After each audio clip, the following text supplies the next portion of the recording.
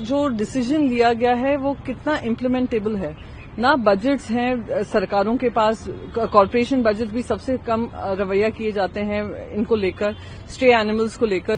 Corporation की जिम्मेदारी है शेल्टर होम्स बनाने की, उनकी न्यूट्रिंग करने की, उनकी इम्यूनाइजेशन की, वही नहीं हो पा रही है। ये तो उन लोगों के साथ मैं मानती हूँ गुनाह होगा जो बोल नहीं सकते हैं, वो भी जीते जागते बीइंग्स हैं, बोल नहीं सकते हैं, अपना पक्ष नहीं रख सकते हैं, तो क्यों उनके साथ इस तरीके का व्यवहार। देखिए, जो गाड़ियां मेंटेन्ड हैं, जो गाड़ियां फ्यूल एफिशिएंट हैं, उनको फेज आउट करना मैं मानती थी कि ये एक डिसीजन ऐसा था जो नी जर्क रिएक्शन था, और अगर वेल मेंटेन्ड हैं उनको चलते रहना देना चाहिए। और अगर उन्होंने सुप्रीम कोर्ट ने इसका संज्ञान लिया है तो I welcome that decision. However, बहुत सारी ऐसी गाड़ियां भी होती हैं 10-11 साल चलने के बाद जिनके फ्यूल एमिशंस इतने होते हैं जो एयर पोल्यूशन की तरफ and which is hazardous for health, तो उस पर भी संज्ञान लेकर ये इम्प्लीमेंटेशन तभी हो सकता है जब सख्त तरीके से आरटीओ उसको लेकर ध्यान दे और स्ट्रिक्ट फाइन्स और पनिशमेंट्स लगाए अगेंस्ट पोल्यूटिंग व्हीकल्स। उनको फेज आउट करना, उनको कहना कि they will not be allowed in the NCR region कहीं ना कहीं गलत था। सुप्रीम कोर्ट ने आवारा कुत्तों को लेकर जो कहा है कि सेंटर में भेज देना।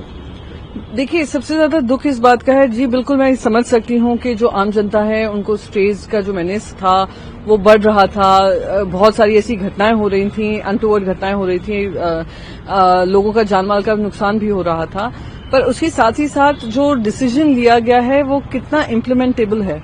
ना बजट्स हैं सरकारों के पास, कॉर्पोरेशन बजट भी सबसे कम रवैया किए जाते हैं इनको लेकर, स्ट्रे एनिमल्स को लेकर, स्ट्रे कैटल को लेकर, तो कहीं ना कहीं जो कॉर्पोरेशन की जिम्मेदारी है शेल्टर होम्स बनाने की, उनकी न्यूट्रिंग करने की, उनकी इम्यूनाइजेशन की, वही नहीं हो पा रही है पुख्ता तरीके से। तो उनको कह देना, एक फरमान जारी कर देना कि सबके सब एक तरफ चले जाएं, उनको शेल्टर होम्स में डाल दीजिए, ये तो उन लोगों के साथ मैं मानती हूँ गुनाह होगा जो बोल नहीं सकते हैं, वो भी जीते जागते बीइंग्स हैं, बोल नहीं सकते हैं, अपना पक्ष नहीं रख सकते हैं, तो क्यों उनके साथ इस तरीके का व्यवहार। बल्कि I think they should come down heavily on all the corporations of the country कि ये जो स्ट्रे डॉग्स हैं उनकी तादाद नहीं बढ़नी चाहिए, एक्टिव न्यूट्रिंग होनी चाहिए, और साथ ही साथ शेल्टर होम्स बनने चाहिए जहां पे उनकी देखरेख की जा सके।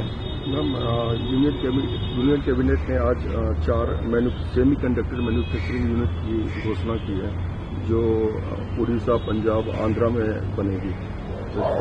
मैं बस यही कहूंगी कि घोषणा बहुत हो जाती है, इम्प्लीमेंटेशन क्या है वो भी ध्यान में रखना पड़ेगा।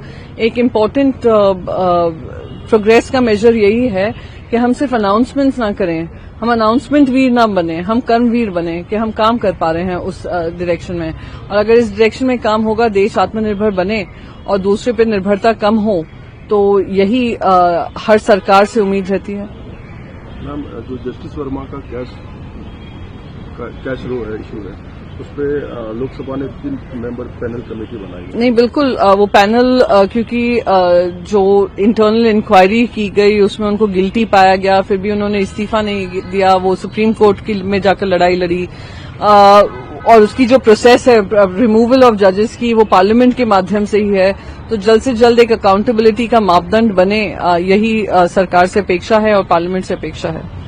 और मैम, जो राहुल गांधी लगातार सर को लेकर और पार्लियामेंट में जिस पर भी प्रोटेस्ट हो रही है, ये बस पार्लियामेंट में प्रोटेस्ट उस बात को लेकर हो रही है जहां पे वोटों के साथ डकैती हो रही है। मैं तो वोट चोरी भी नहीं कहती हूँ, ये डकैती कहती हूँ कि एक षड्यंत्र की तरीके से वोटर एडिशन हो रहे हैं, डिलीशन हो रहे हैं और मनमानी तरीके से काम हो रहा है। नड्डा जी ने लोकसभा चुनाव के समय घोषणा की थी 1 नेशन 1 पार्टी, क्योंकि वो खुद अपने आप से जनता का मन विश्वास जीतकर 240 पे अटके रह गए। अब इलेक्शन कमीशन के कंधे से अपना टारगेट पूरा करने की कोशिश कर रहे हैं, तो कुछ प्रश्न इलेक्शन कमीशन से पूछें, इलेक्शन कमीशन जवाब दे।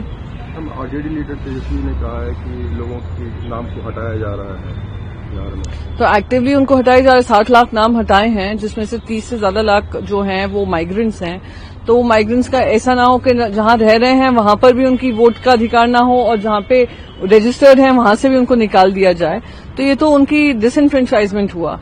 तो उसके खिलाफ हम सभी बोल रहे हैं, और एसआईआर अगर उपयोगी पाया जाता है तो उसके टाइमिंग और इंटेंट का जो सवाल है जो बिहार में हो रहा है उस पर सवालिया निशान खड़े होते हैं, जिसकी आवाज तेजस्वी जी उठा रहे हैं।